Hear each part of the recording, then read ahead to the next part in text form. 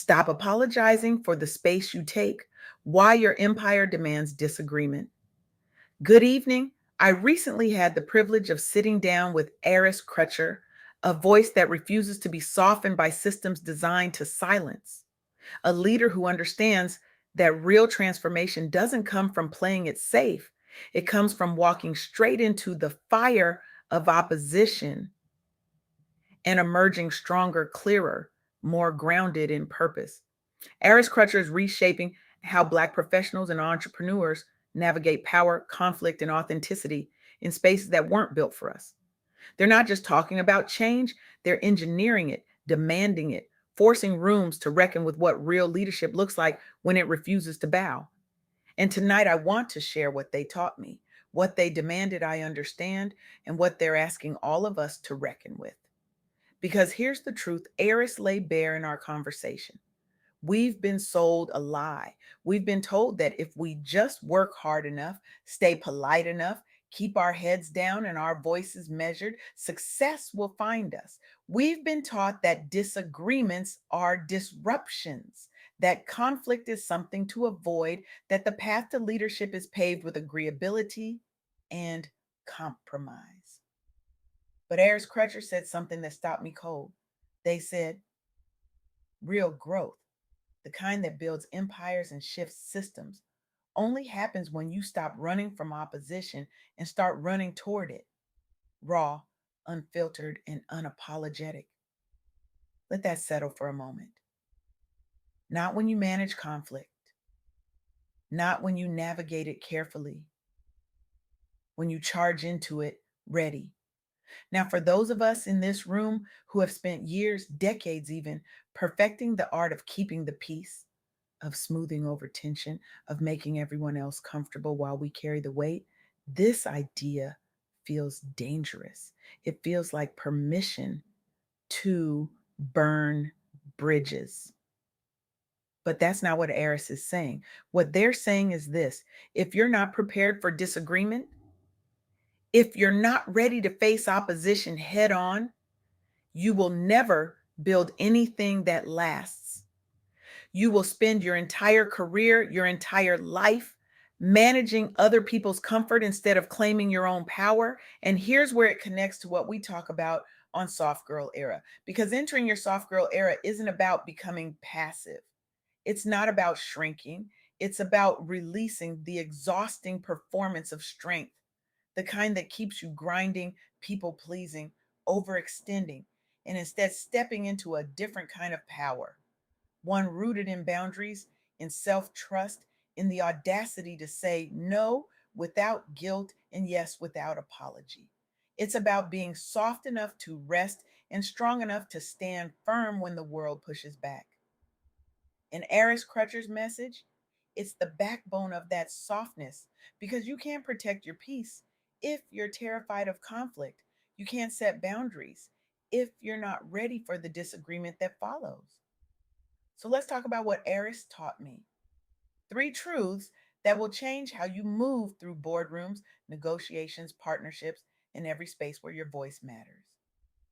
First truth: embrace raw conflict. Disagreements aren't derailments, they're your sharpening stone. Face them unfiltered to build unbreakable resilience in business leadership. We've been conditioned to see conflict as failure.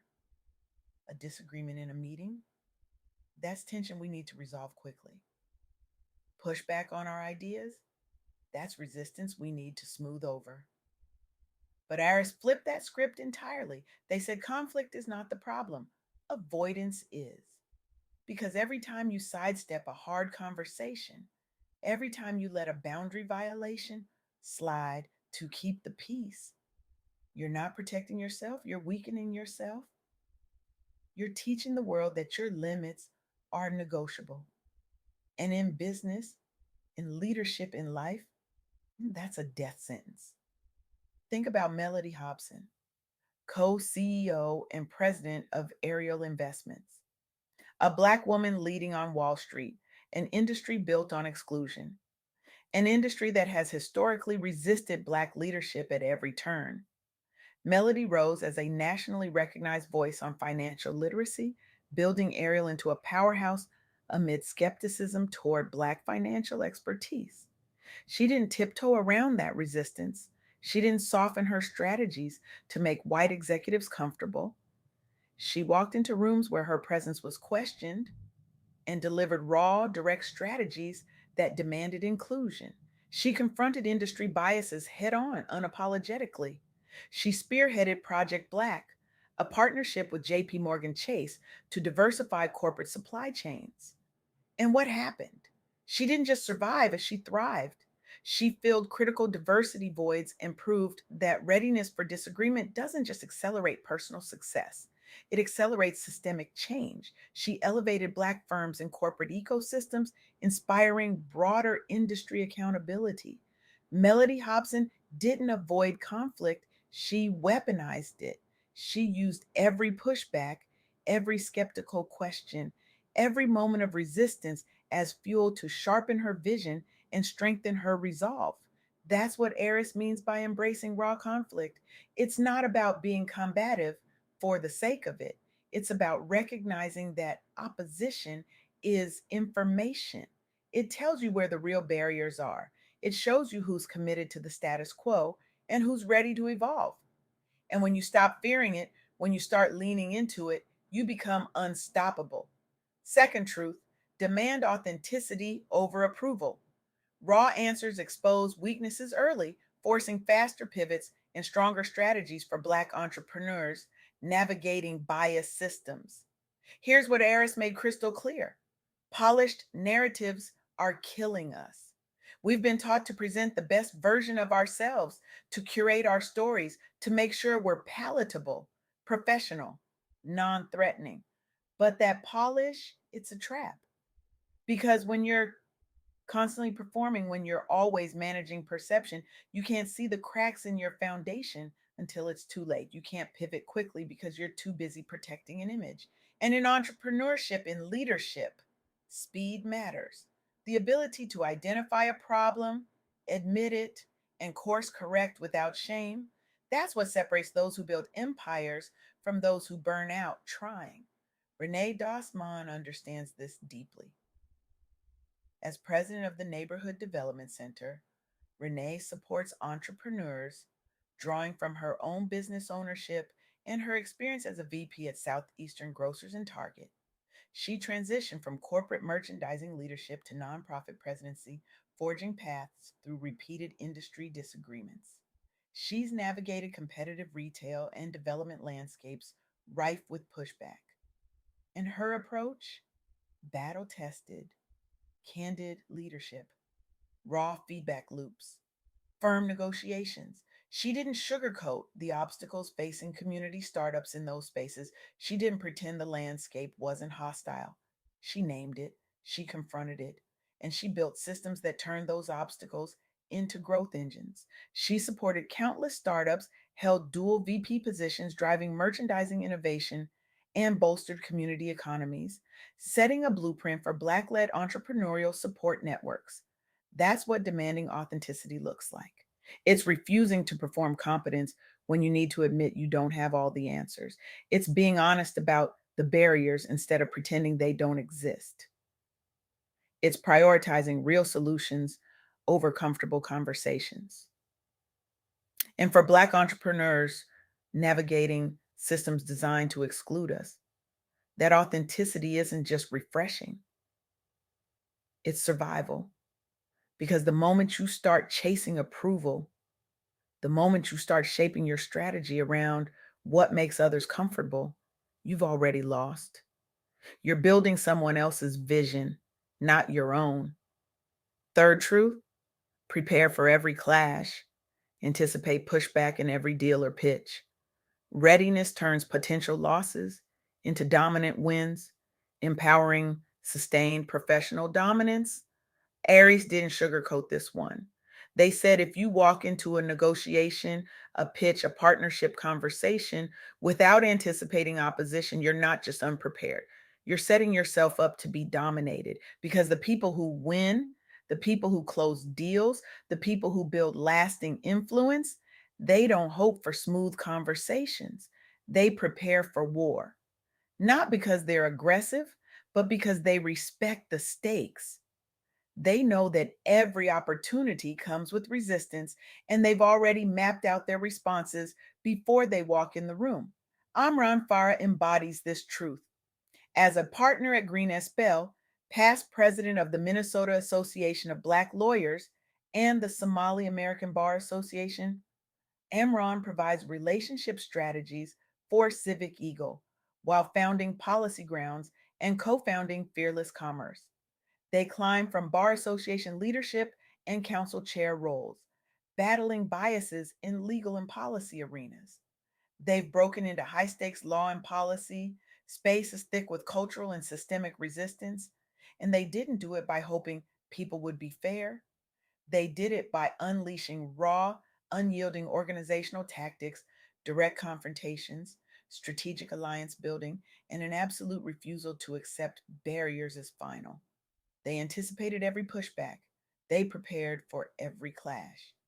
And that preparation didn't just get them a seat at the table, it got them named partner at a top firm and reshaped legislative tech and commerce for underrepresented voices across Minnesota, influencing the entire professional landscape.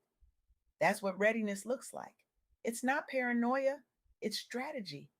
It's knowing that when you're Black, when you're a woman, when you're building something that challenges the status quo, opposition isn't a possibility, it's a guarantee. And the only question is whether you'll be ready for it or whether it'll catch you off guard and knock you off course. So here's where this all comes together.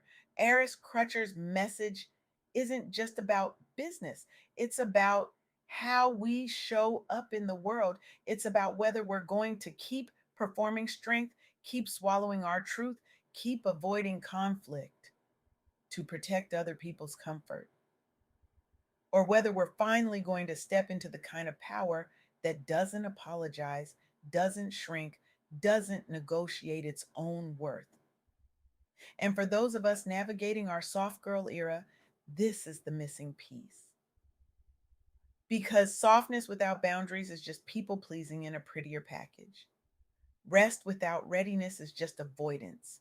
You can't truly be soft, truly be at peace, truly protect your joy if you're terrified of the disagreement that comes when you set a boundary.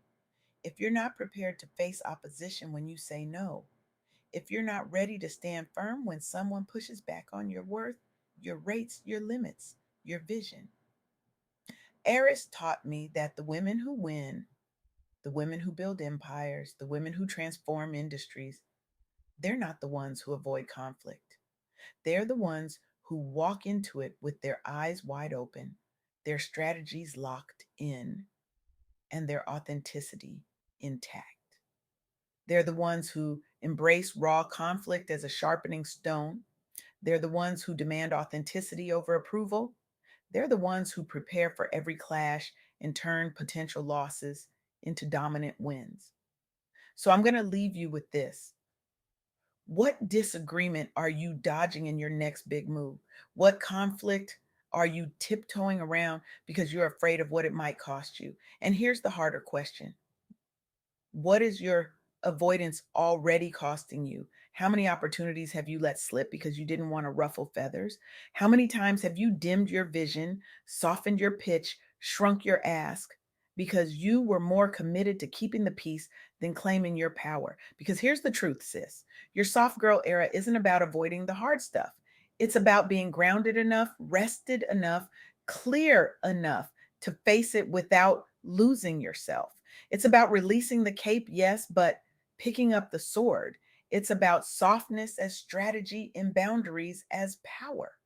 So I'm asking you to make a choice right now, not tomorrow, not when you feel ready, right now. Stop running from the disagreement. Stop smoothing over the tension. Stop making yourself small to keep others comfortable. Walk into the fire, prepare for the clash, demand your space, and watch what you build when you finally stop apologizing for taking up room. Your empire is waiting, and it won't be built on politeness.